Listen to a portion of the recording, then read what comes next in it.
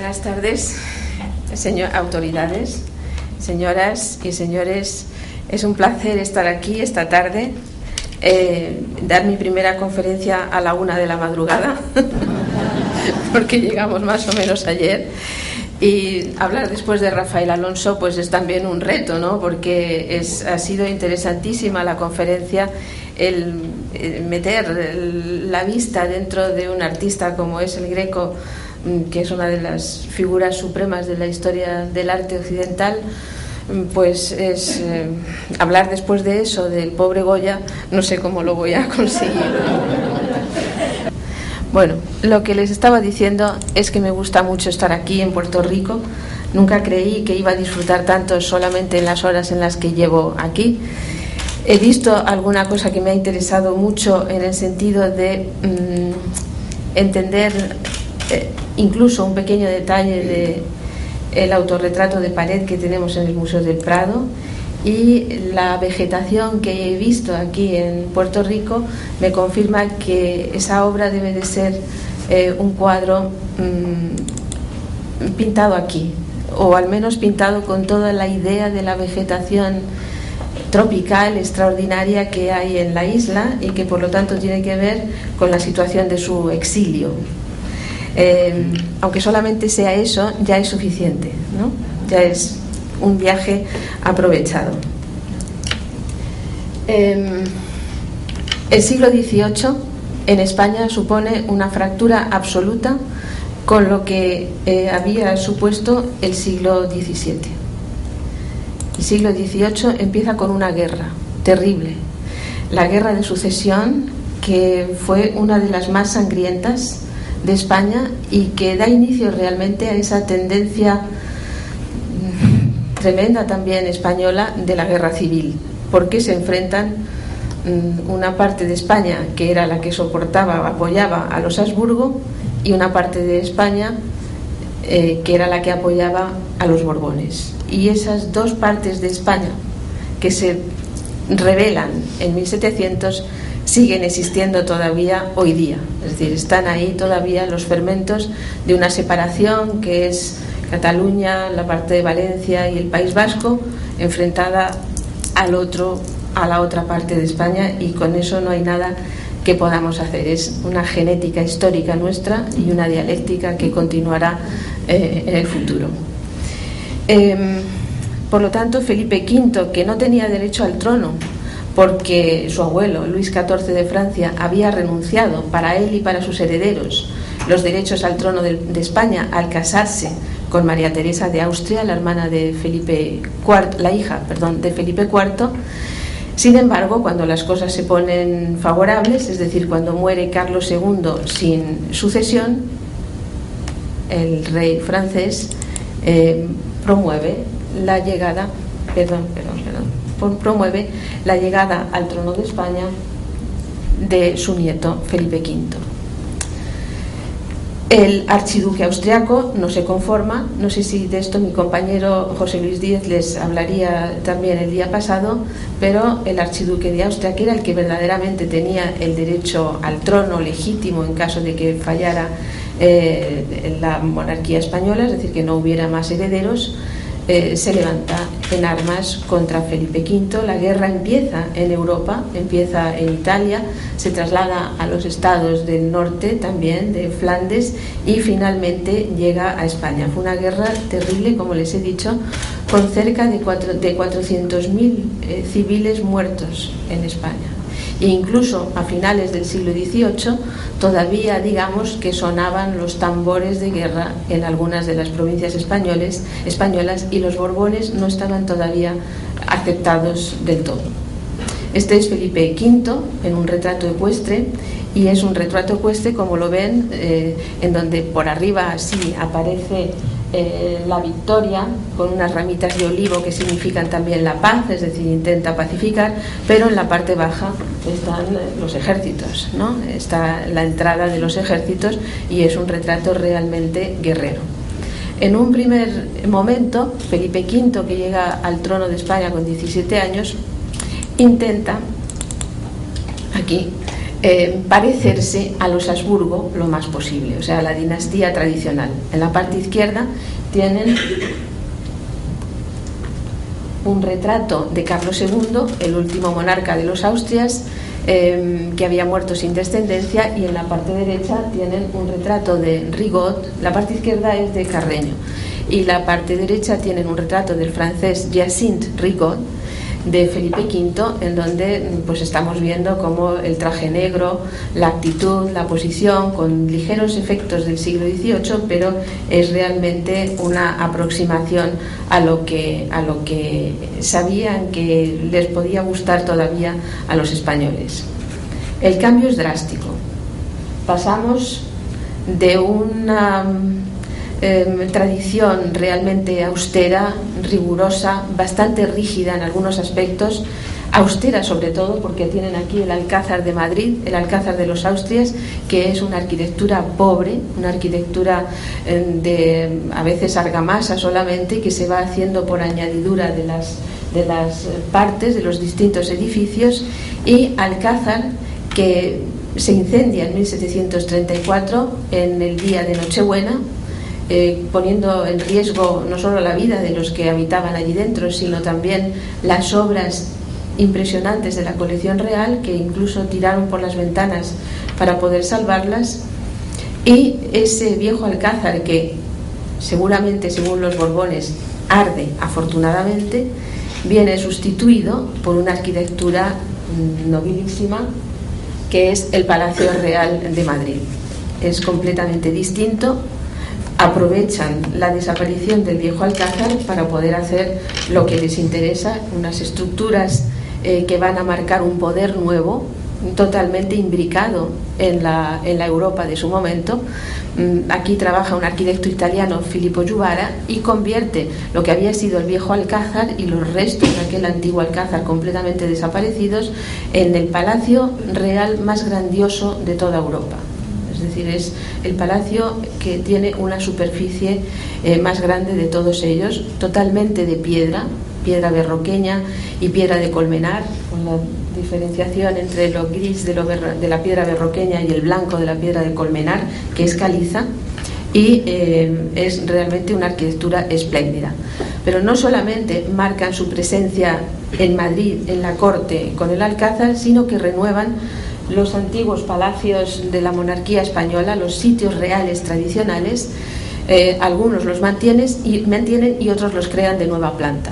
Es decir, aquí tienen, no sé si aquí puedo marcar, pero aquí tienen el antiguo Palacio del Pardo, que era un palacio del siglo XVI, renovado en el XVII, y que ahora se convierte en el centro fundamental del príncipe heredero Carlos IV, ya a finales de siglo, y de su mujer. O el Palacio de Aranjuez, que también era anterior, también era un palacio del siglo XVI, XVII, y que lo renuevan, añadiéndole además esta bellísima, aquí, bueno, de aquí de la parte derecha, que se llama la casita del labrador. La casita es un pequeño palacete exquisito, plenamente dieciochesco. Aquí tienen, en la parte izquierda tienen el Escorial en un cuadro de Was, del francés Was de ese momento, y en el palacio, en el monasterio antiguo del Escorial, la obra magna de Felipe II, se hace una renovación de una de las alas del palacio en la parte izquierda, ahí, y ese ala completa la renuevan, toda la decoración, y la convierten en una zona nueva. Y también aquí tiene su casita, la casita del príncipe, aquí, el príncipe heredero, en este caso también Carlos IV, y también es una pequeña joya exquisita por dentro y por fuera. Y por último, el palacio fundamental es el Palacio de la Granja, en las montañas de la sierra cercanas entre Madrid y Segovia, y es una obra en la cual Felipe V la empieza muy pronto, nada más llegar a España, después de terminada la guerra en 1713, y es una obra en la que intenta recuperar el Versalles perdido de París, ¿no? Y es en todos los jardines, allí al fondo ven las montañas, ¿no? y es el palacio de verano, porque en la granja hace un frío horrible, está bajo la nieve durante todo el invierno, y existen las fuentes que corren, los juegos de agua, a la manera también de Versalles. Todo esto se lo digo porque todo este lujo nuevo con respecto a lo que eran los Austrias, pues digamos que necesita también de los pintores, ¿no? De los artistas. Voy a ponerlo aquí. Y se van creando una serie de entradas de artistas extranjeros. Los primeros que llegan son los franceses y sobre todo los retratistas, porque Felipe V llega aquí con también su segunda mujer Isabel de Farnesio es importante para el desarrollo de las artes en España, y necesitan cambiar por completo la vieja imagen de los Austrias, igual que les había venido muy bien el incendio del Alcázar en 1732 y haber renovado las viejas estructuras apolilladas, ¿no?, de la corona española de los Habsburgo y lo convertido en un palacio de una nobleza impresionante. Pues la idea del arte de los Habsburgo, que está ejemplificada aquí con la obra más grande de Velázquez, que son las Meninas, esa corte casi cercana, ¿no?, a pesar del rigor y de la distancia ritual que tenían. Sin embargo, a nuestros ojos de ahora nos parece que esta escena es una escena casi de nuestros días, ¿no?, casi actual, en la sencillez de lo que estamos viendo y la sensación tranquila de un ambiente austero.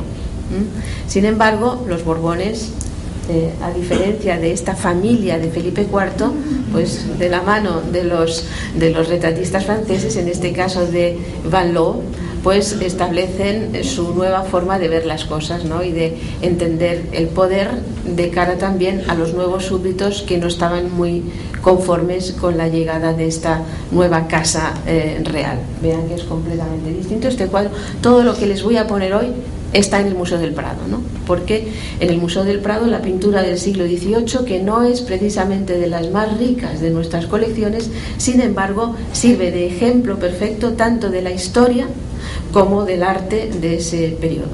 Como digo, empiezan los artistas extranjeros, los retratistas de origen francés que vienen a España, llamados por Felipe V y su primera mujer, y entre ellos Van Loo, como están viendo aquí, que es una cosa, bueno, está Felipe V aquí sentado, su mujer, segunda mujer, Isabel de Farnesio, el infante don Luis, el infante don Fernando, aquí, que luego fue rey, Carlos, no, este es el archiduque, donde está Carlos III, aquí, y todas las princesas, Bárbara de Braganza, es decir, todos los que llevaron adelante hasta nuestros propios días a la Casa de Borbón en España. Vienen también retratistas, artistas italianos. Uno de ellos, que no es excesivamente conocido, pero que sí tiene un influjo determinante en España, sobre todo en la formación de la Academia de San Fernando, es Andrea Procaccini, que traía toda la tradición del clasicismo romano a través de quien había sido su maestro, que era Carlo Maratti. Él fue muy importante, no solo por las obras que hizo en España. Aquí se lo he traído, en este caso es el cardenal Borja, porque para que vean que la corte, la realeza, adquiere una nueva situación de poder y de lujo casi ostentoso, y también de la misma forma lo hace la Iglesia, ¿no?, también en el siglo XVIII. A nuestros clérigos de negro totalmente austeros de la pintura, reflejados en la pintura del siglo XVII, se sustituyen estos clérigos espectaculares, ¿no?, que son casi como de una comedia musical de Broadway en la actualidad. No quiero hacer este tipo de relaciones, pero realmente es una obra espectacular en la grandeza que supone este cardenal moviéndose con los vestidos al viento, ¿no? Todos estos retratistas, los franceses y los italianos, ayudan también a llevar adelante la idea del poder, la idea de los reyes. Les voy a poner Luis I en un retrato precioso de Guas, el que sería Fernando VI. Luis I es rey muy pocos meses, en un momento de depresión de su padre, que abandona el trono, Felipe V, pero Luis I muere, Felipe V se vuelve a hacer cargo del trono, y cuando muere ya Felipe V en 1746, sube al trono Fernando VI, que fue un rey bastante tranquilo, moderado, con su esposa Bárbara de Braganza, y interesados en la música y también en la pintura, y en ellos, en ese periodo de el último Felipe V y Fernando VI, es cuando se empiezan a decidir las líneas maestras de por dónde debía de seguir el arte en España. Ya se habían establecido algunas de las reales fábricas necesarias para la decoración de los palacios reales. Está la Real Fábrica de Tapices, que eran importantes para la decoración de los interiores de los palacios, la fábrica de porcelana de la Granja también, y la fábrica de vidrio, es decir, las grandes fábricas que movían la decoración, pero que fueron muy importantes también para la economía y para el fomento del trabajo, y no solamente del trabajo masculino, sino que las mujeres empiezan a liberarse en nuestro siglo XVIII gracias a estas fábricas establecidas por los Borbones, que necesitan también la mano de obra femenina, incluida, por ejemplo, la fábrica de tabacos, ¿no? Y eso es un movimiento importante también socialmente, que parece una tontería si lo digo con respecto al arte, pero por ejemplo la idea de la mujer nueva que aparece en Goya sale precisamente de esta idea de la liberación femenina que surge por las fábricas establecidas por los Borbones a todo lo largo del siglo XVIII. Y el último de ellos, después de la muerte de Fernando VI en 1759, viene su hermano, el último de ellos, Carlos III, que era rey de Nápoles. Isabel de Farnesio, su madre, había establecido a cada uno de sus hijos vacantes, digamos, que no tenían nada que hacer. El heredero tenía que hacerse cargo de la corona española, pero los otros no tenían oficio ni beneficio. Cada uno estaba establecido en uno de los reinos que ella había podido mover en Italia. Carlos III estaba en Nápoles, el reino de Nápoles y Sicilia, y cuando muere su hermano Fernando VI se viene a España. Son retratos que ejemplifican también algunas de las ideas de la Ilustración. Por ejemplo, aquí al pequeño Carlos III le vemos estudiando botánica, al pobre, ¿no? O sea, bueno, da como un poco de pena, ¿no? O sea, pero era también una forma de dirigirse hacia los súbditos y decir: la educación es importante, queremos la Ilustración para este pueblo ignorante, que hasta ese momento no había, era el mayor nivel de analfabetismo de toda Europa. Pues queremos también que estos nuevos Borbones ilustrados procedentes de Francia van a traer también la Ilustración y el conocimiento a España, y por eso es importante que el pequeño príncipe heredero esté aquí con su gran libro de botánica, todo este ramo de flores delante, y botánica y los pájaros, ¿no? Que tiene una cacatúa de las colonias americanas, que son también importantes porque también ellos tienen la mano puesta en todo el gran imperio que suponía España en ese momento. Vamos a ver. Bueno, para fomentar las artes, en primer lugar se encuentran con una pobreza en el panorama artístico español muy grande. Es decir, los Velázquez y su escuela, o Luca Giordano, han desaparecido.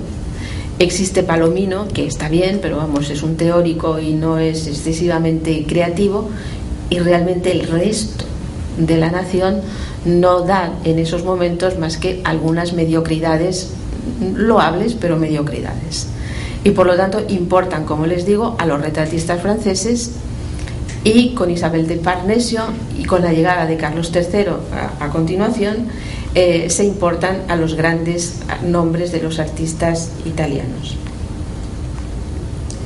Carlos III le tenemos aquí en un retrato de Mengs, que será la gran figura que él trae a España, y su mujer, que realmente María Amalia de Sajonia, de la cual enviuda muy poco después de llegar a España, pero está representada también ya póstumamente en este retrato de Mengs.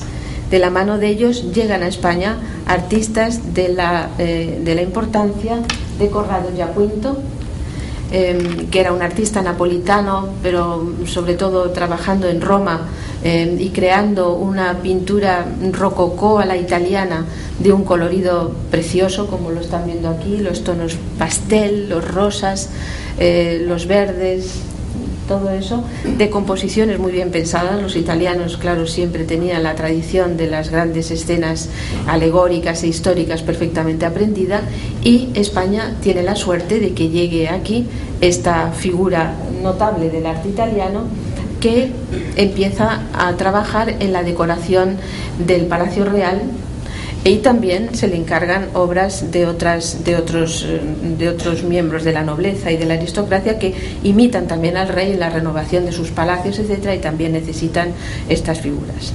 Muchas de estas obras del siglo XVIII proceden de las colecciones reales. Esto que estamos viendo hasta ahora, todo es procedente de la colección real, que es como se forma el Museo del Prado, o esta otra que les presento a ustedes, de Tiepolo, Giambattista Tiepolo, que llega a España también poco después de Giaquinto, acompañado de sus dos hijos, de Gian Domenico Tiepolo y de Lorenzo Tiepolo.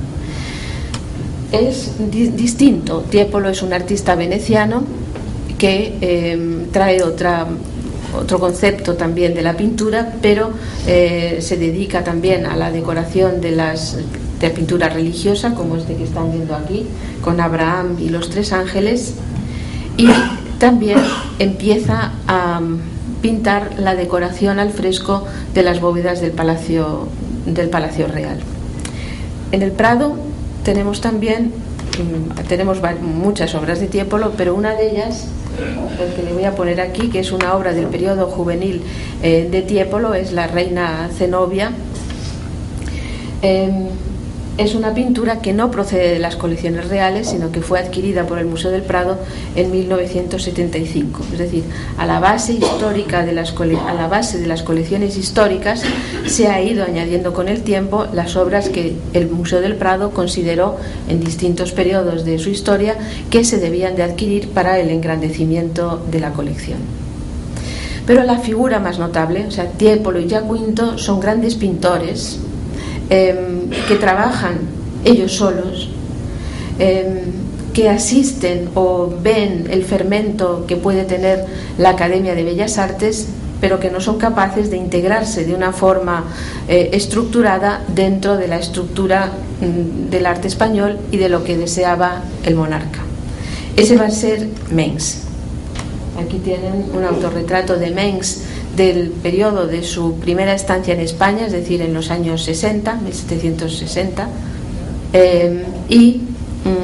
bueno, es realmente un retrato fantástico por la sencillez que tiene, por la forma directa de presentarse ante el espectador, que va a tener una influencia decisiva en la pintura de otros artistas españoles, pero fundamentalmente de Goya, al que, aunque quede un poco excesivo, se puede considerar casi como un discípulo directo de Mengs, ¿no? Y lo explicaremos más tarde. Mengs trae el neoclasicismo a España, es decir, el rigor de la pintura que vuelve a basar sus raíces en la perfección de la antigüedad clásica.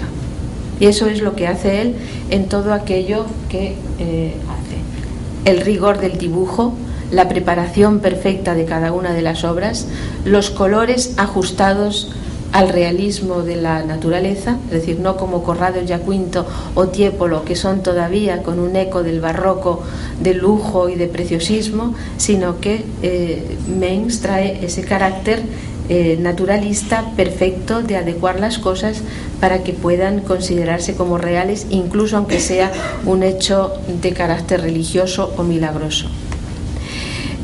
Con él, además, la Academia de Bellas Artes de San Fernando, y con ella el resto de las academias en España, empiezan a tener una fuerza decisiva. Es decir, se crea la Academia de San Fernando con Mengs a la cabeza como director.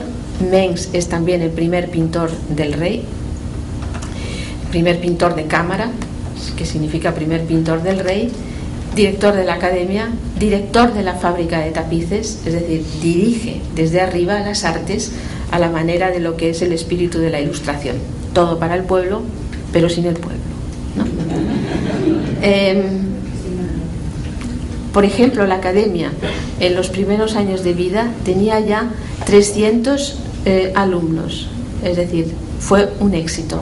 Ya no tenían que estudiar en los talleres de los artistas, que era un estudio tradicional, corto, que no permitía darles alas a los jóvenes para que siguieran avanzando, sino que la academia promueve los premios, la competitividad, el que pudieran viajar a Italia con las becas de formación, es decir, una estructura completamente nueva, el que estudiasen teoría de las artes, que estudiasen historia, que aprendieran a desarrollar temas nuevos a través de las lecturas de los textos que hacían referencia a la composición que tenían que presentar, y surge en toda la segunda mitad del siglo XVIII toda una nueva generación de artistas realmente españoles ya, es decir, no artistas importados, jóvenes españoles que llevan adelante las artes, vamos a ver si las artes en España. La corona necesita, como les decía, la renovación de sus palacios, la decoración de sus palacios, de sus interiores, y todo un programa decorativo perfecto de carácter histórico, mitológico y alegórico se forma para la decoración de los palacios reales, promovido por Mengs, pero llevado adelante materialmente por los jóvenes españoles, por Francisco Valleu, que se conforma como uno de los artistas más importantes de ese periodo, y tienen aquí una obra suya que es un boceto grande, de grandes dimensiones, que tiene el Prado para uno de los frescos del Palacio Real, con la caída con Hércules en el centro, porque Hércules es el semidios del que surge la monarquía española, y la caída de los gigantes y todos los dioses alrededor. Es una obra realmente de una belleza enorme. Voy a pasar a la siguiente, que son los retratos de los que serían los nuevos monarcas, Carlos IV y María Luisa de Parma, su mujer, de Mengs, que son los monarcas que van a seguir a Carlos III, también con el nuevo ímpetu de las artes.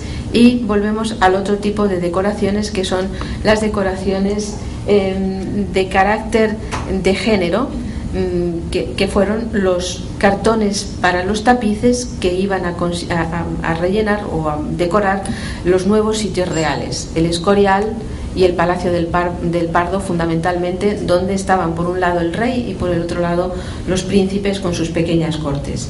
El Prado tiene realmente la colección más numerosa de estos cartones para tapices, no todos dentro de los muros, digamos, del Museo del Prado, sino que han sido muchos de ellos depositados en instituciones del Estado, por ejemplo la Embajada Española en Londres, otras embajadas también, ministerios, organismos oficiales que ayudan a conservar estas obras y a que se puedan ver al mismo tiempo.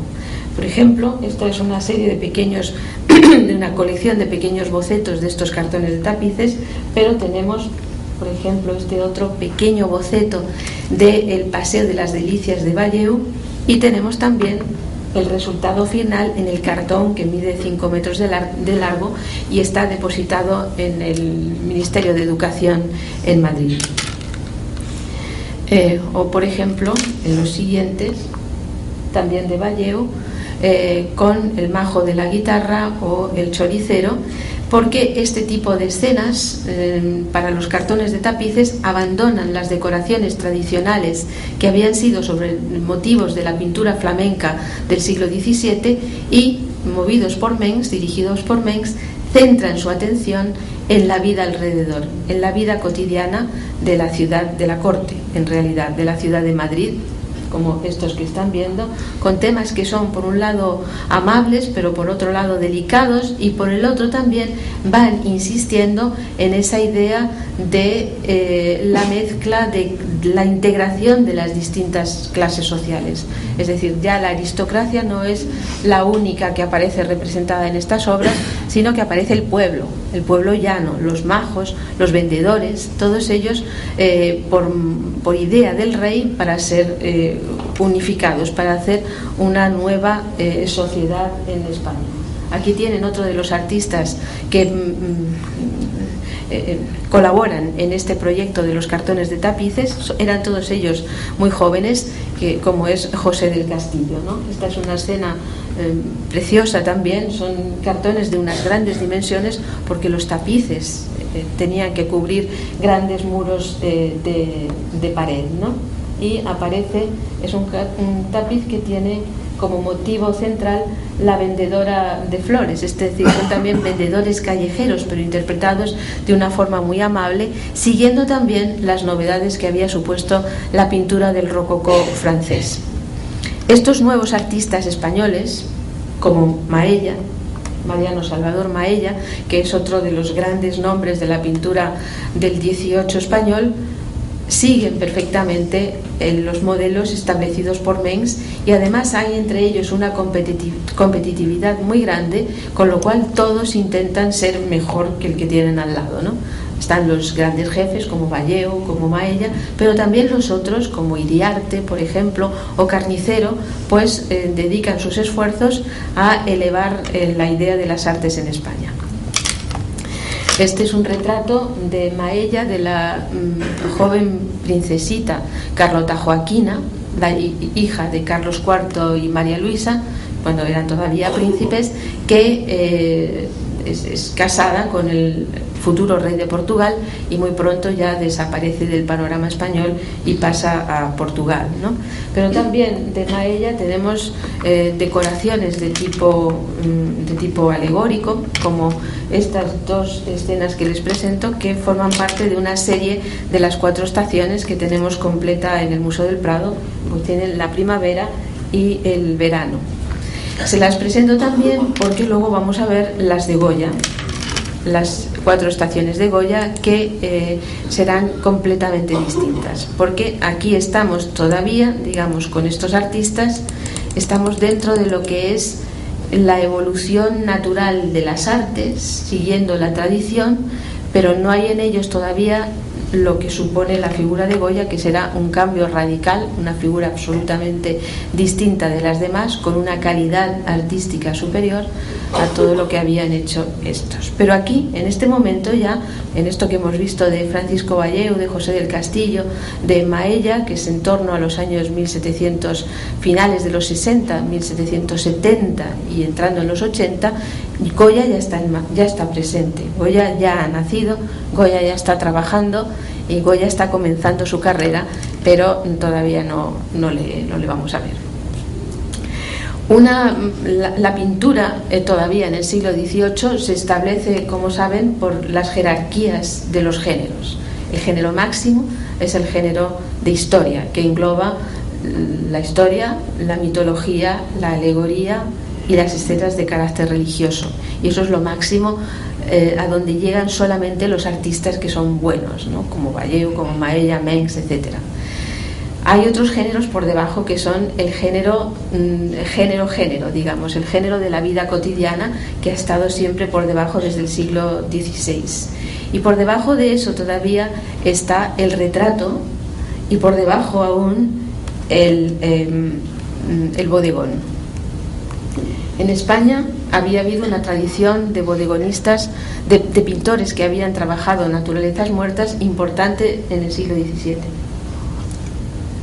Entre ellos Zurbarán, Sánchez Cotán, Zurbarán habían hecho bodegones de esos que ahora mismo se consideran como la pureza máxima en el género del bodegón.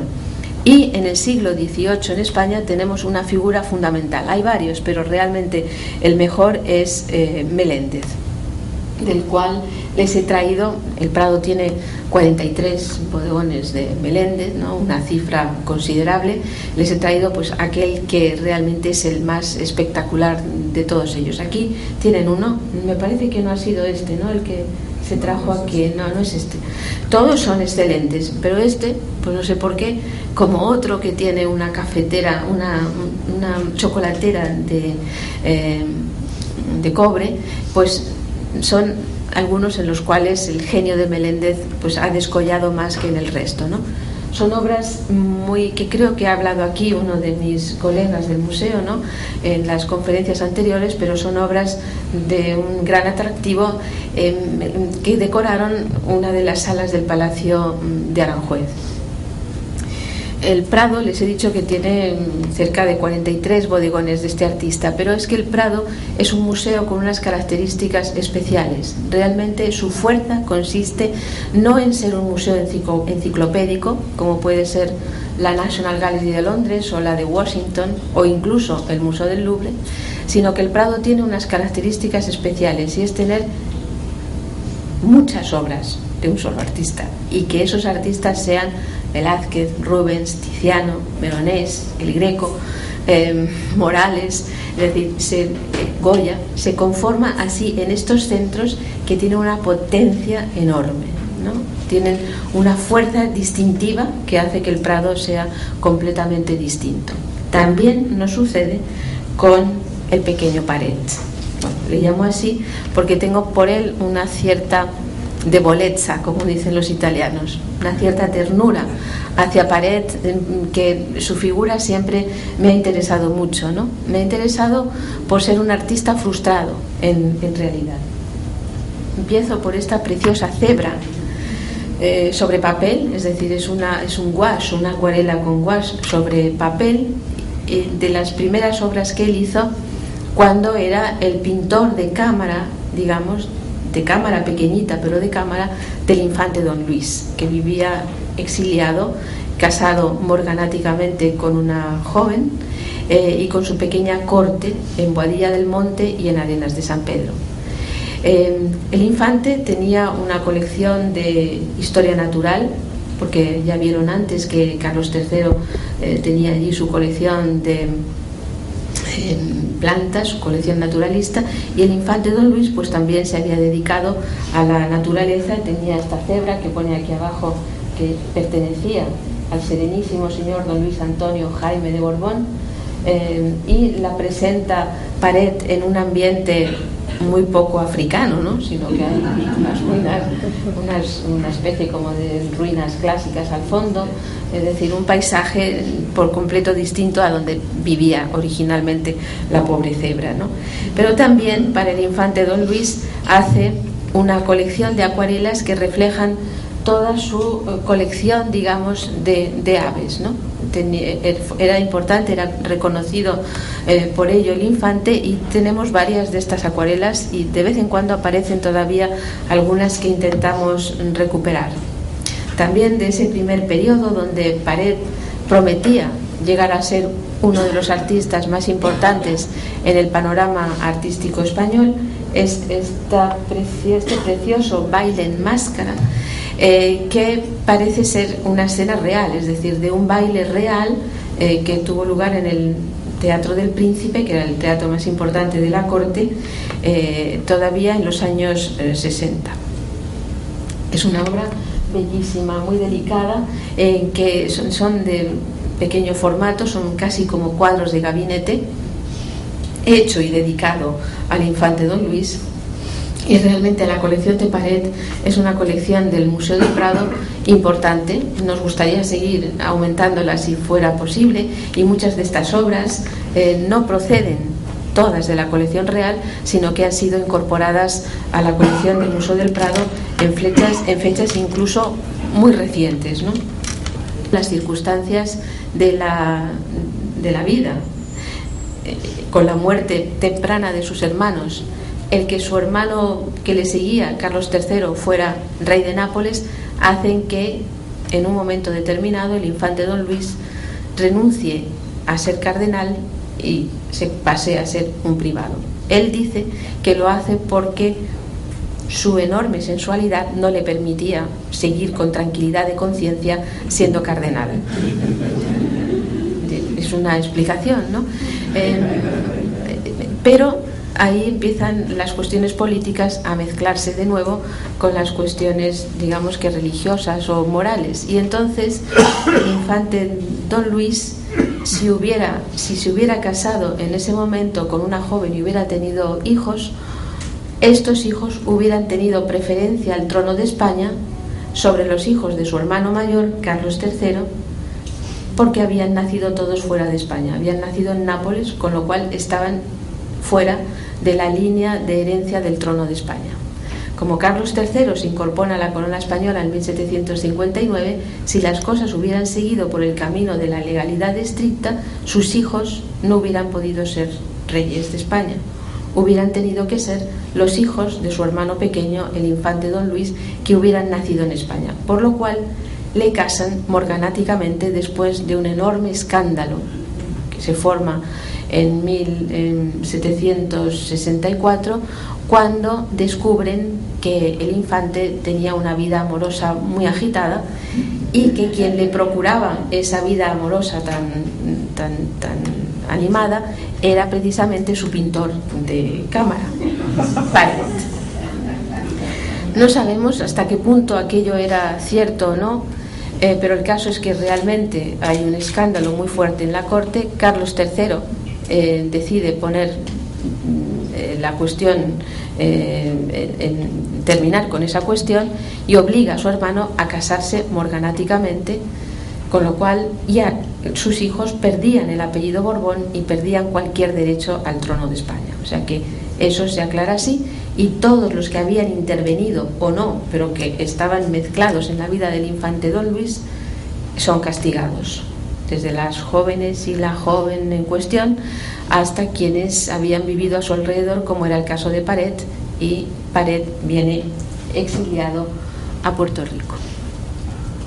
Su carrera se trunca definitivamente. No sabemos a dónde hubiera podido llegar Paret, si hubiera podido llegar a ser uno de los grandes artistas de ese momento. Hasta ese momento lo único que tenemos son obras de pequeñas dimensiones.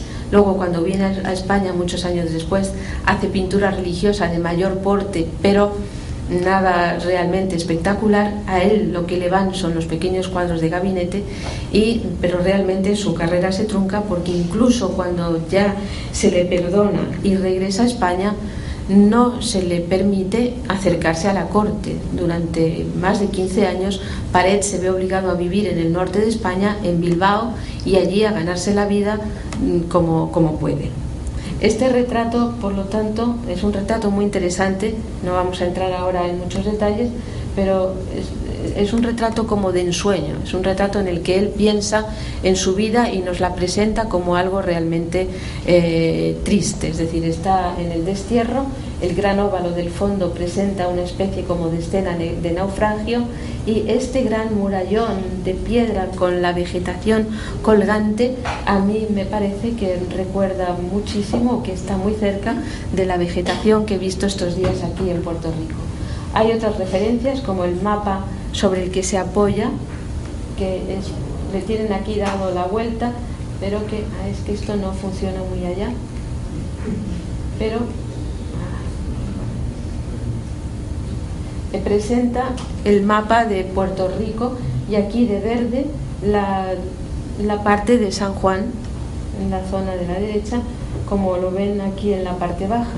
Él está apoyándose con la expresión de la melancolía desde el siglo XV, pero no solamente es melancolía, sino que sostiene el pañuelo en la mano. El pañuelo es un signo elegante, pero aquí realmente está sujetando las lágrimas que caen de sus ojos, ¿no? Y hay varios autorretratos en este sentido, donde está anhelando por volver a España, por reunirse con su mujer, con la que se acababa de casar. Eran los dos, como saben, muy jóvenes, y no puede volver. Es una especie de regalo que él seguramente le envió a ella para decirle que todavía pensaba en ella, ¿no? Y aquí la tienen, a su mujer, que también está en el Museo del Prado, Micaela Fournier, en un retrato precioso. Es sobre cobre en este caso. Es también como una ensoñación, como algo muchísimo más de lo que debía de ser la forma en la que iba vestida la mujer de un modestísimo pintor, porque él tiene incluso problemas para sobrevivir en el momento en que regresa del exilio, ¿no? Muchos de los elementos, como las rosas, las enredaderas, hablan precisamente del amor, y la dedicatoria que él le hace en griego en este retrato, pues es también una dedicatoria a su mujer queridísima, ¿no? Es decir, a la figura de sus sueños, ¿no? Hay más obras de él en el Prado, como esta gran composición de las figuras son pequeñitas, pero el cuadro es enorme, de las parejas reales, que fue un festival, digamos, de ecuestre, ¿no? Realizado ante el rey, que está en la parte derecha, ¿okay? Está el rey y toda la familia real en el Palacio de Aranjuez, uno de los que hemos visto al principio. Y también Paret se le encarga hacer esta gran composición dentro de lo que es la iglesia de San Jerónimo el Grande en Madrid, con el juramento del pequeño príncipe heredero, el que sería Fernando VII, el hijo de Carlos IV, que está aquí sentadito entre sus padres como un niño pequeño, mientras se produce toda la escena religiosa que va a llevar a la jura del niño como príncipe heredero. Esto es una visión rápida de lo que es la muy rica colección de pintura española del siglo XVIII y Goya en el Museo del Prado. De Goya, el Museo del Prado se puede decir que tiene dentro de sus muros, desde el Museo del Prado, tienes otro museo singular, que es el Museo Goya, porque contamos con más de 150 pinturas de su mano, con una colección de dibujos que engloba la mitad de los dibujos que se conocen de él, o sea, 500, con la casi totalidad de sus estampas, es decir, las series fundamentales las tenemos, los caprichos, los desastres de la guerra, la tauromaquia y los disparates, y tenemos también algunas estampas sueltas de otras composiciones, y también tenemos una documentación sobre el artista que es excepcional, porque tenemos todas sus cartas a Martín Zapater. Y por otro lado, el Museo del Prado cuenta con otra documentación excepcional que se ha ido acumulando a lo largo del tiempo, que es aquella que se deriva de los cuadros restaurados en el Museo del Prado. Todos están aquí. No son solamente los cuadros de nuestras propias colecciones, sino que son también cuadros que han venido de fuera, cuadros de colecciones privadas, de la Iglesia, cuadros de otros museos, de propiedad privada, desde la Duquesa de Osuna. Sí, se lo he traído así todo en conjunto porque es realmente admirable. Todos estos cuadros, y muchos otros más que no se han restaurado pero han pasado por nuestras exposiciones, muchos de ellos, cuando han venido, han podido ser estudiados también técnicamente o científicamente, con radiografías, análisis, conocimiento de las telas, fotografiados perfectamente. Es decir, que el Prado tiene también una documentación excepcional sobre la figura de Goya. En muchos casos hemos podido también presentar durante largos periodos de tiempo, es decir, en depósito no permanente, pero sí en depósito a largo plazo, obras que son de fuera del museo. Y entre ellas, al menos desde que yo estoy en el Museo del Prado, y son ya 2 o 3 décadas, pues me ha interesado mucho presentar las obras de carácter religioso, porque ha habido en la historiografía sobre Goya una especie de cuestión negativa hacia la pintura religiosa del artista, considerándola como algo menor y que no iba con su temperamento, y no es cierto. Es decir, es uno de los grandes pintores religiosos de nuestra segunda mitad del siglo XVIII, y basta simplemente con esta figura, esta obra capital, que es la Última Comunión de San José de Calasanz, para demostrar precisamente el valor del Goya religioso. Hay también retratos como el del general Ricardos, de una colección privada española, o el del 10º duque de Osuna, que es del Museo de Bayona, del Museo Bonat de Bayona, que han sido restaurados y después expuestos también en las salas del Museo del Prado. En la actualidad, antes de pasar a nuestra propia colección, les traigo el depósito que tenemos actualmente, que es este. Es un depósito excepcional, viene de una fundación en el norte de España, la Fundación Selgas Fagalde, que está en Asturias, en un pequeño pueblecito de la costa, Cudillero. Procede de familias de indianos que volvieron de las colonias españolas enriquecidos en el siglo XIX, y hicieron sus palacios, etcétera, que es una cosa muy frecuente en España, es una idea, ¿no?, de los que volvieron, querían volver, volvieron, recuperaron su historia, etcétera, etcétera. Selgas Fajalde hizo también industria por aquella zona y reunió una colección de pintura notable, y entre ellas reunió, sin saberlo, un cuadro de Goya, nada menos que el primer cuadro realmente documentado del artista, que es este que tienen aquí, de Aníbal, que por primera vez mira Italia desde los Alpes. Ese era el nombre que tenía el título del cuadro en el concurso de la Academia de Bellas Artes de Parma, al que se presentó Goya en 1771, cuando estaba viviendo en Italia, porque en su primera juventud, aunque no consiguió la beca de la Academia de San Fernando, fue a sus propias expensas, es decir, con su propio dinero o el de su padre, como un joven de ahora, ¿no?, a estudiar a Italia cuando no pudo conseguir la beca, ¿no? Y entonces estuvo en Italia, ahora sabemos ya perfectamente documentado que estuvo 2 años, 1769 a 1761, seguramente se encontró allí con Mengs en Génova y viajó con él y con su séquito de artistas por diversos lugares de Italia, como Parma, por ejemplo, y ya desde Roma envía esta composición, que le importa muchísimo, al concurso de la Academia de Parma, que a sus 25 años, si lo ganaba, le iba a dar una gran repercusión en Italia, pero también en España, porque Parma era la otra ciudad unida a España históricamente, porque estaban también los Borbones de Parma.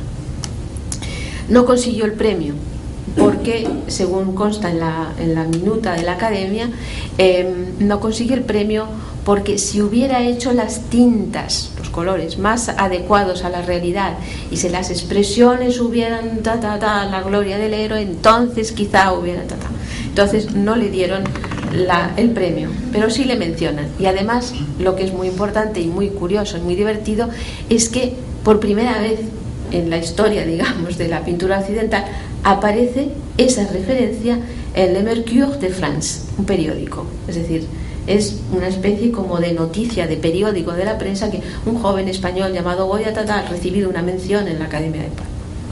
Eso era importante. Es un cuadro muy interesante que va a estar en nuestro Museo del Prado durante, de momento, un periodo de 6 años de depósito, y que tiene, por un lado, la novedad de constituir un tema casi interpretado de una forma neoclásica, y donde parece que Goya está todavía muy lejos, no es el Goya que nos esperamos, pero sin embargo, por el otro, tiene allí como en fermento todo lo que es el Goya que va a ser después. Por ejemplo, las expresiones del héroe. Es increíble, o sea, su cabeza tiene una fuerza excepcional, y además está con una expresión doble: la fuerza del héroe y el temor a no saber o no poder conquistar Italia. Es decir, hay como una mezcla psicológica por dentro fundamental. Algo también interesantísimo, como es en la parte izquierda, esta metamorfosis, es el río Po, ¿no?, el río que marca el paso en los Alpes entre Francia e Italia, y que se representa siempre de una forma alegórica en la pintura desde el siglo XVI.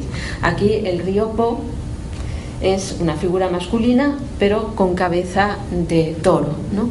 Y esa metamorfosis perfecta que hace Goya, es decir, que lo vemos de una forma natural, no es un monstruo, sino que es una figura como debe de ser, ¿no?, es lo que él consigue después, a lo largo de sus años, ya mucho más tarde, en esas metamorfosis impresionantes que hace, por ejemplo, en las Brujas de los Caprichos o en las pinturas negras, ¿no? Tiene una capacidad para transformar la realidad e incorporarla como algo completamente nuevo.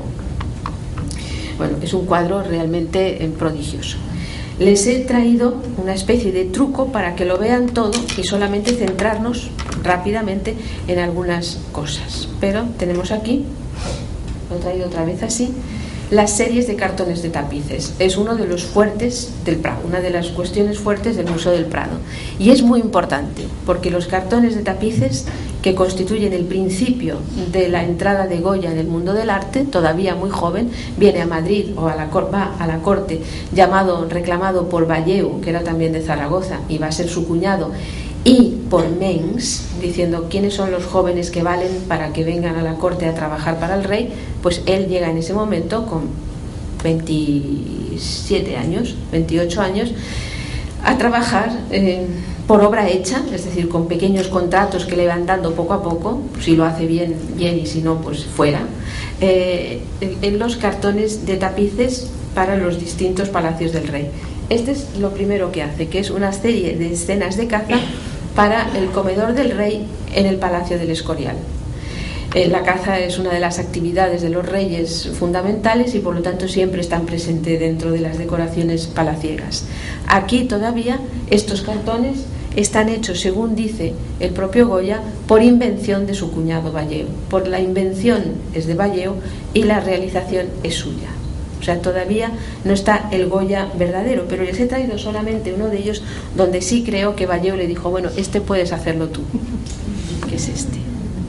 Sabemos que Goya era un gran aficionado a la caza, salía a las tierras cercanas a Madrid, de la sierra y demás, y hay muchas referencias a que era un gran cazador, ¿no? Que le gustaba muchísimo la caza. Habla con su amigo Zapater en la correspondencia de los perros que tiene, del que le ha mandado, de que es mejor que el otro, de que ha llegado mal porque le han llevado andando desde Zaragoza hasta Madrid debajo de la carreta, una cosa muy cruel, ¿no? Y en este cartón temprano hace algo que ya va a hacer hasta el final de su vida, que es casi de una manera como las fábulas antiguas, el que los animales sean los que hablan el lenguaje racional y los seres humanos están en el mundo de la locura y del disparate, ¿no? Y estos perros que están dentro de ese ambiente de la caza son los que están dirigiéndose al espectador. Aquí ninguna figura se dirige al espectador más que los animales, los perros, que interrogan y miran al que está delante de él y dicen, bueno, estamos aquí haciendo algo que es una locura, ¿no? Y eso lo va a repetir en numerosas ocasiones y tiene un concepto del naturalismo, de la captación de la sensibilidad del animal o de la persona. Esto ya nos indica que va a ser un gran retratista, ¿no? Porque no son dos perros cualquiera, son dos perros con nombre. Lo mismo que las escopetas de caza, son perfectas.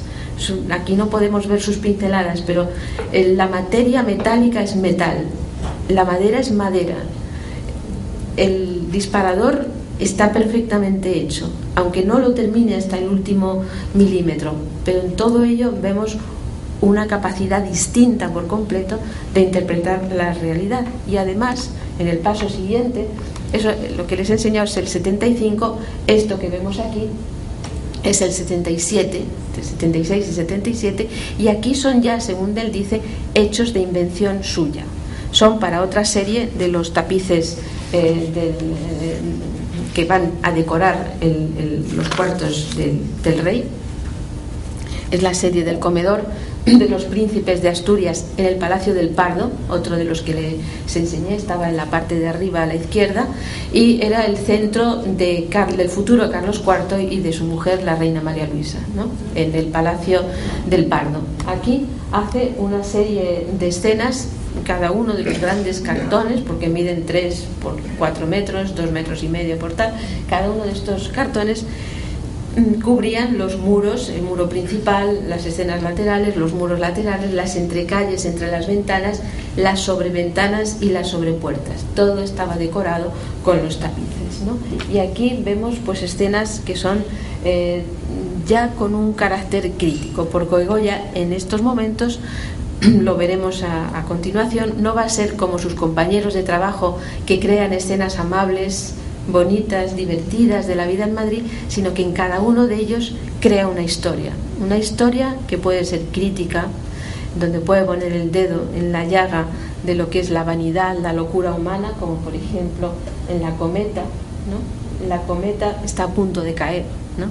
O sea, las aficiones humanas o los deseos humanos tienen la misma fragilidad que una cometa que se mueve por el aire y puede caer en un momento determinado.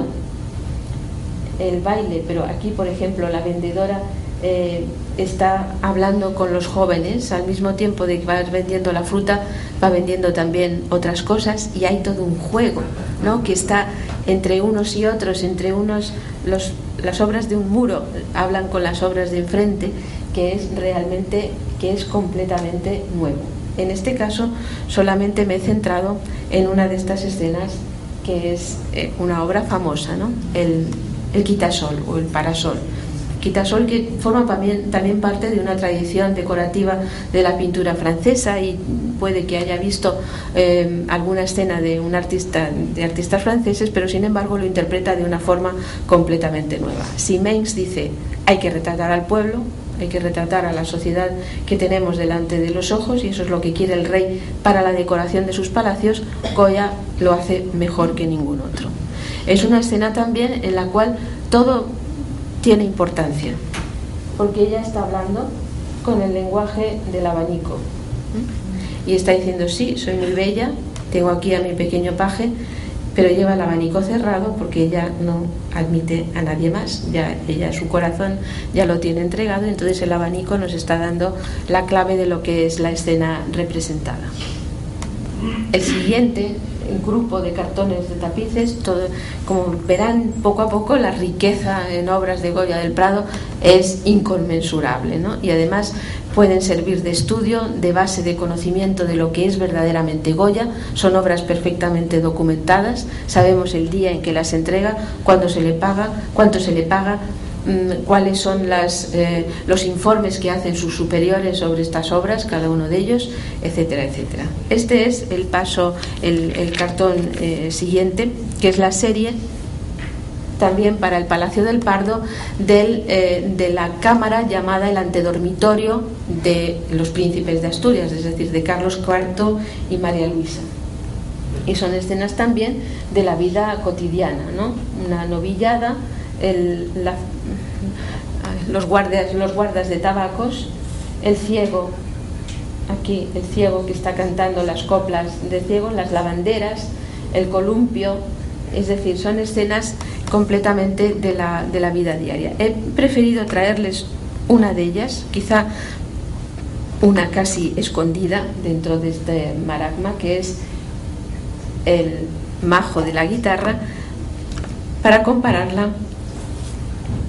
Aquí tienen la de Goya comparada con la que les puse antes de Bayeux, del majo de la guitarra, y así se dan cuenta completamente de lo que supone Goya. Es decir, el otro es un pintor excelente, un pintor buenísimo en toda la mezcla de los colores, en toda la perfección de la técnica, el dibujo, el diseño y todo eso, pero son obras que en su momento debieron de ser muy apreciadas, pero que para nosotros tienen una fecha concreta y un mensaje que ya terminó en su momento. Es decir, que ya nos puede gustar como delicadeza dieciochesca, pero que no nos dice nada más, no nos hace pensar sobre la historia, no nos hace pensar sobre nosotros mismos, como nos puede hacer pensar este grito desgarrado, ¿no? Desgarrado, mirando al cielo, completamente, no sabemos qué es lo que le sucede, ¿no? Pero está como gritando contra su destino, que es la obra de Goya, y que es lo que hace siempre, es decir, nos plantea problemas que son problemas de todos nosotros y que tienen una solución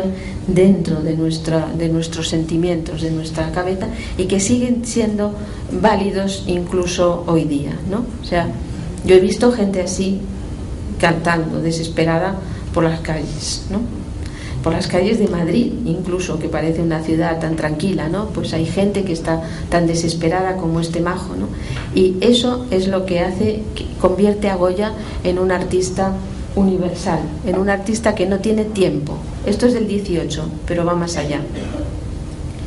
Esta es otra de las escenas, que es ya la del dormitorio de los príncipes, la otra del antedormitorio, y son escenas de las cuales también les he traído solamente una de ellas, que es el cacharrero, llamado cacharrero, que presenta también una escena preciosa. Es decir, parece una escena tranquila de feria, donde están vendiendo un valenciano, por la forma en que va vestido, lo dice Goya además en el recibo que presenta, está vendiendo aquí su mercancía, y dos jóvenes y la vieja están comprando. El perro, que está aquí en primer término, abre un ojo y nos mira como diciendo: no se van a decidir nunca estas mujeres. Sí, porque la joven está tocando como diciendo: sí, pero no sé si no, me gusta más lo que tienes allí detrás, ¿no? Lo que estás señalando con la mano, ¿no? Y ella está tocando la mercancía, la porcelana, pero no sabe sin decir y sí, y el perro está como diciendo, ¿por qué? No van a terminar nunca. Mientras los dos jóvenes amigos, sentados encima de la paja, que es desde antiguo un símbolo de la vanidad de las cosas y del paso del tiempo, están sentados viendo cómo pasa la joven dama en su coche de caballos, rica por encima de ellos, muy lejana, y nunca la van a conseguir, mientras que ella también está mirando fuera porque va con un abate o con un viejo cuyo brazo se ve en la parte de aquí, de negro, vestido de negro, y ella también mira a los jóvenes que están allí, a los cuales nunca va a conseguir tampoco. Es decir, es todo siempre un juego entre unos y otros, los deseos y las frustraciones que tenemos todos, ¿no?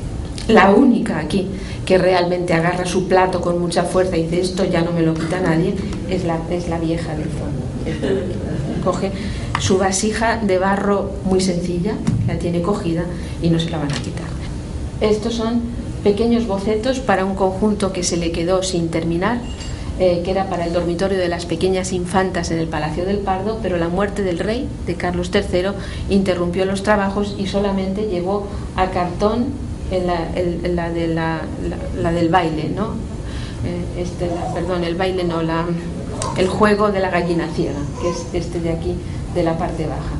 De les seleccioné la pradera de San Isidro, que es una de esas joyas de lo que es la pintura de Vedute o de las vistas de la ciudad, que es esta composición donde también, si nos vamos fijando, hay también todo un juego en cada una de las figuras y es perfecto tanto en la recuperación de Madrid con las pequeñas figuritas del fondo. La serie de las 4 estaciones, donde Goya es muy distinto de lo que había hecho esas 2 estaciones de Maella que habíamos visto, y como verán crea un mundo absolutamente suyo, basado en la realidad, completamente nuevo, lleno también de profundidad en la visión de cada uno de los grupos de figuras y en lo que siempre le interesa, que es penetrar más en cuáles son las causas de las acciones de los seres humanos. Aquí tenemos el llamado La Era, y de les he traído la serie de figuras, por ejemplo en la parte izquierda, como estos 2 jóvenes segadores pues están dándole de beber de la bota de vino a este otro que parece un poco tonto, hasta que lo van a reventar ya de beber, mientras todos en la parte derecha se ríen de una forma terrible, es decir, no pueden aguantar la risa que les da el haber embromado de esa forma a este pobre, ¿no? Pero si nos vamos pasando, ¿no?, por aquí, pues ven cómo es capaz de fundir la materia, cómo representa a los animales, ¿no? Cómo todo aquello que está en la naturaleza él es capaz de recrearlo.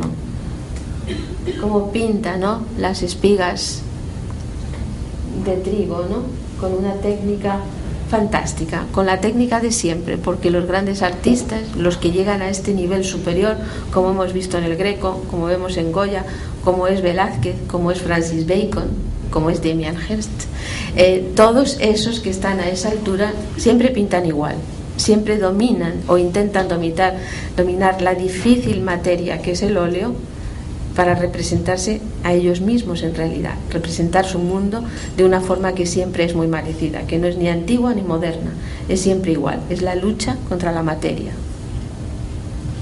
Es absolutamente precioso, ¿no? O la Nevada, que se le ha traído como ejemplo de lo que es el cartón de tapiz.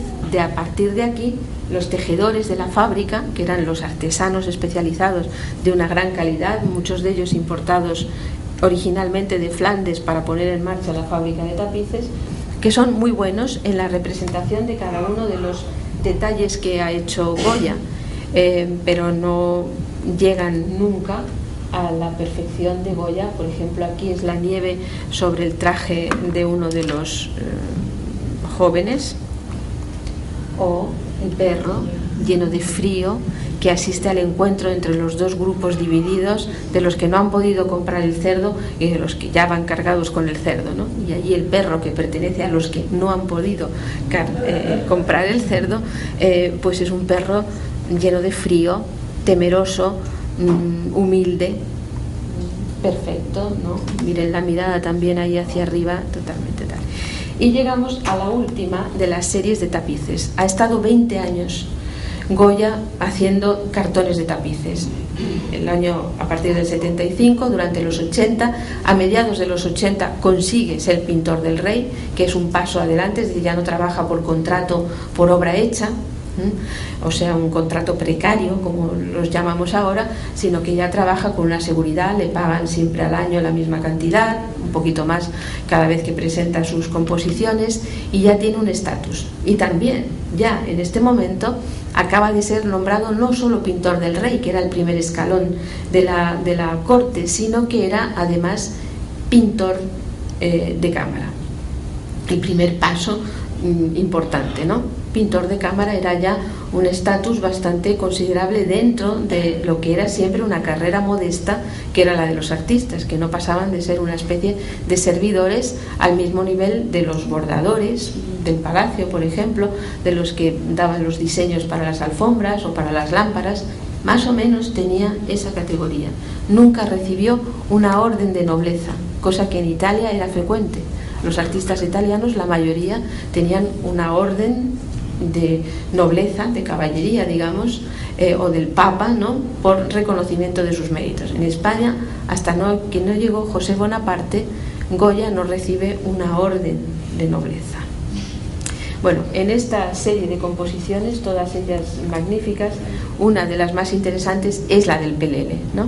El Pelele también no es solamente una escena divertida que sucedía sobre todo durante el carnaval, en el cual se producía el manteo de un pelele, sino que todas las expresiones de las jóvenes que están manteando al pelele, incluso la forma del pelele en su caída, pues Goya está realmente investigando sobre cuál es el papel del hombre en manos de la mujer, ¿no? Que es también una de las cuestiones que le interesan y que la lleva muchas veces a la práctica de investigar en su pintura o en sus escenas, en los dibujos, en las estampas a las cuales hoy no me he referido.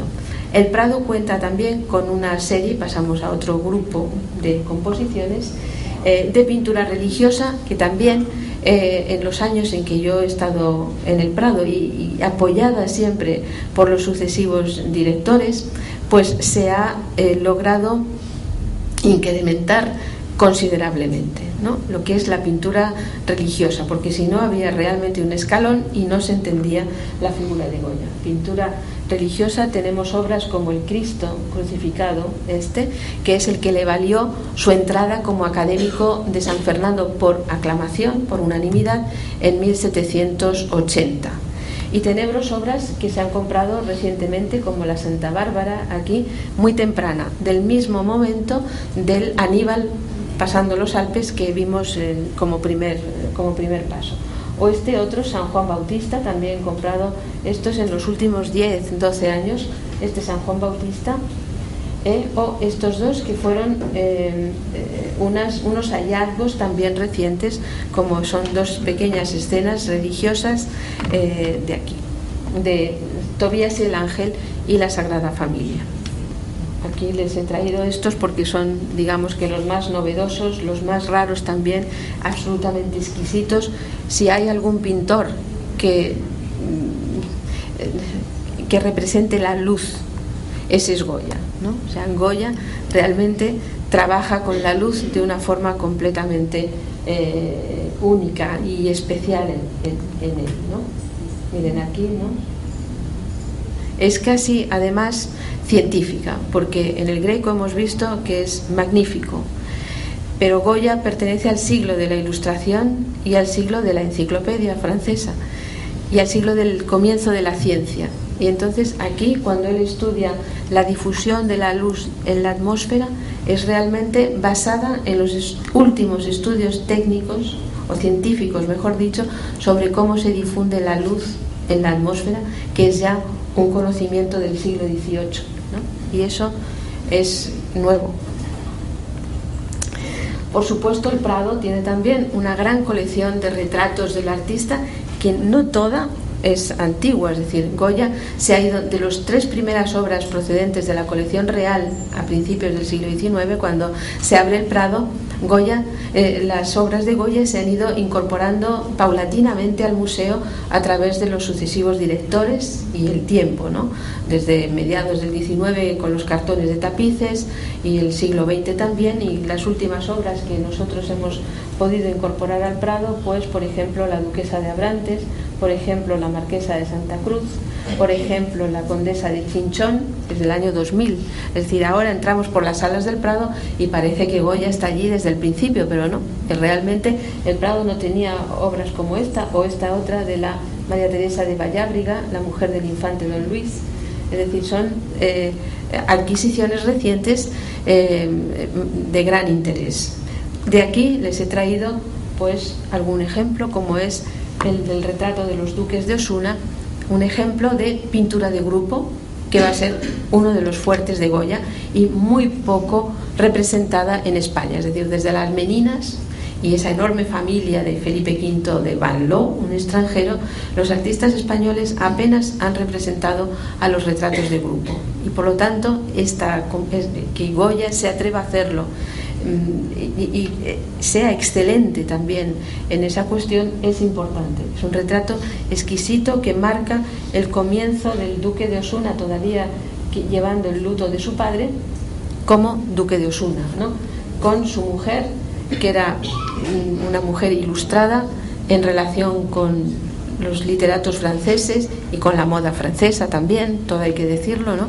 Los trajes se los hacía traer de París, y es un retrato magnífico y también ejemplo de cómo Goya sabe representar a todos, incluidos los niños, que es de una gran dificultad, y es uno de los grandes pintores de la infancia. Tienen aquí el retratito de la niña y no he podido dejar de traerles el retratito del perro también, mirando desde el fondo de la cuestión. Goya entiende el poder, ¿no?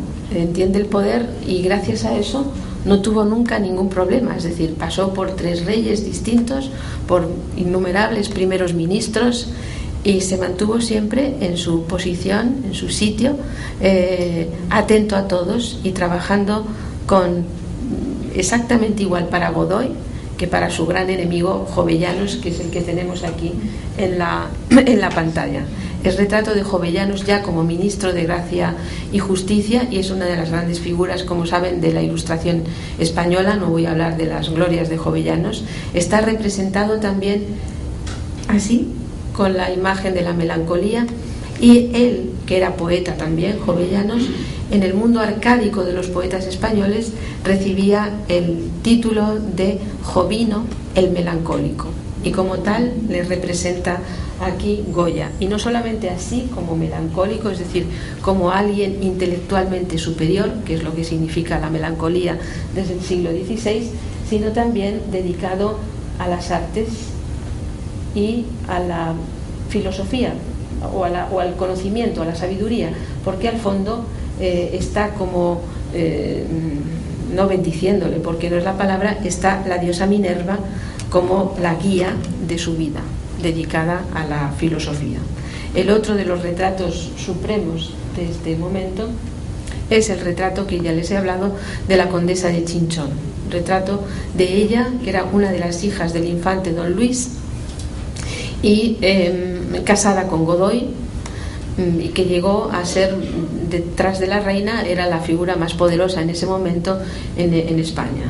Es un retrato realmente excelente. Les he traído algún detalle, sobre todo en la captación de la psicología, ¿no? Que eso en Goya es excelente, pero no solamente eso, sino que cuando tiene que hacer el adorno de espigas de trigo en la parte superior de la cabeza, fíjense de qué manera lo hace.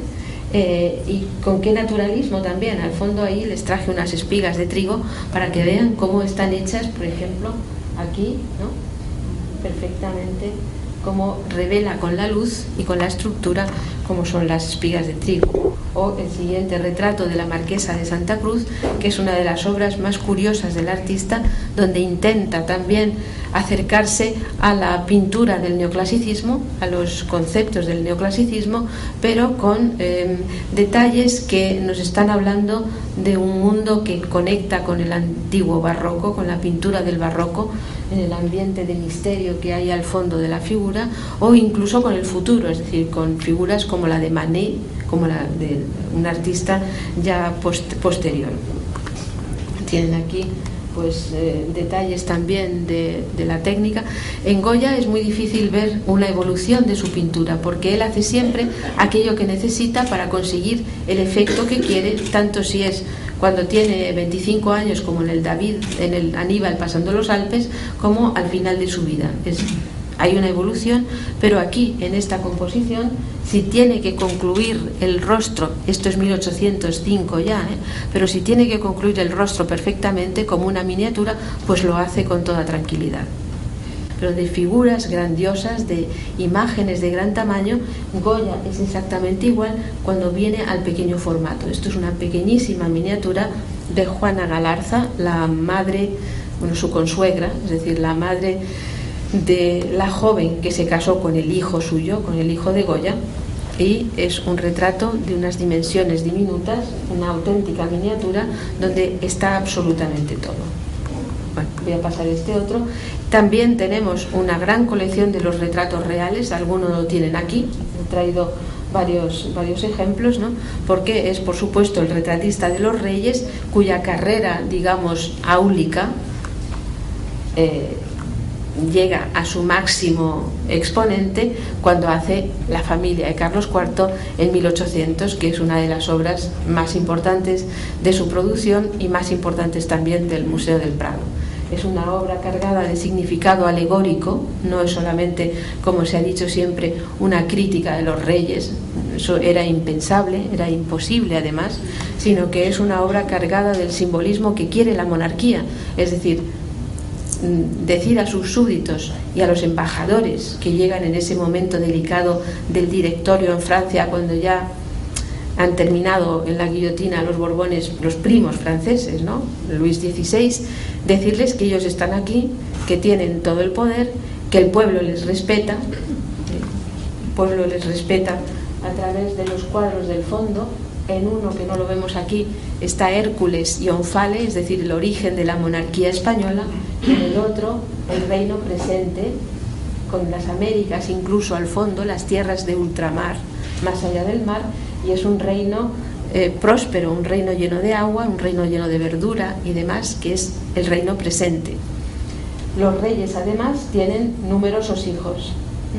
El rey sonríe, es un ejemplo del buen gobierno, del padre de sus súbditos. La reina es el centro de la monarquía porque de ella dependen los 24 hijos que tuvo.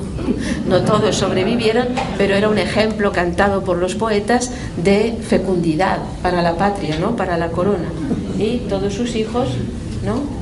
El mayor, todos tienen ya a sus mujeres, a sus nuevos hijos. Estos son ya nietos, este pequeño ya es un nieto de los reyes, este que está aquí, son los reyes de Parma, ¿no? Pero ella, hija de los reyes, es decir, es una monarquía que se va a seguir, que tiene dos herederos en línea, Fernando VII, y detrás está su hermano Don Carlos. Pues si se muere él, hay otro detrás. Si ese se muere, hay otro pequeñito aquí en mitad de los reyes. Es decir, hay princesas que casar con reyes europeos. Es decir, está todo perfectamente organizado, como efectivamente pues dio resultado, ¿no? Era una obra programática para el Palacio Real, para la sala de las audiencias, donde iban a estar. El Prado tiene también más cosas. Las majas, ¿no? Las majas son piezas fundamentales de la obra de Goya, de las obras del Museo del Prado y de la pintura europea. Es decir, se consideran como un ejemplo de lo que va a ser la pintura en el futuro. Es el principio de la mujer como mujer y no como diosa. aunque en su época se reflejaban y se conocían en la documentación contemporánea como Venus, ¿no? En realidad es una Venus y la otra una Venus moderna, pero son la Venus, y sin embargo no tienen ya ninguna alegoría del carácter mitológico, ni las palomas ni el pequeño Cupido que acompaña siempre a Venus, sino que están desprovistas de todo eso y son unas jóvenes tendidas en un canapé contemporáneo. Para la decoración del Palacio de Godoy y para recomponer el gabinete de Godoy, donde estaba la Venus del espejo de Velázquez y dos Venus atribuidas a Tiziano.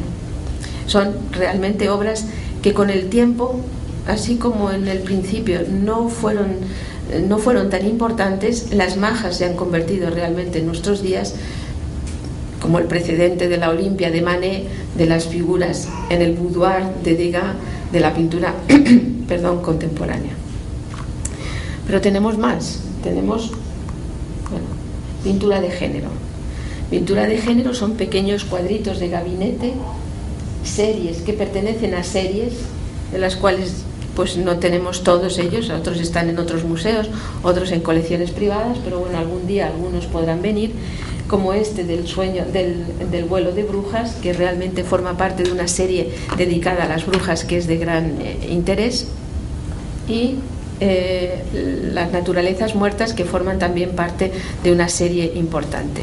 Voy a pasar más por encima de estas alegorías para el Palacio de Godoy, porque también tenemos los cuadros de la guerra, tenemos los dibujos preparatorios para los desastres de la guerra, pero tenemos el 2 y el 3 de mayo, que son obras realmente fundamentales.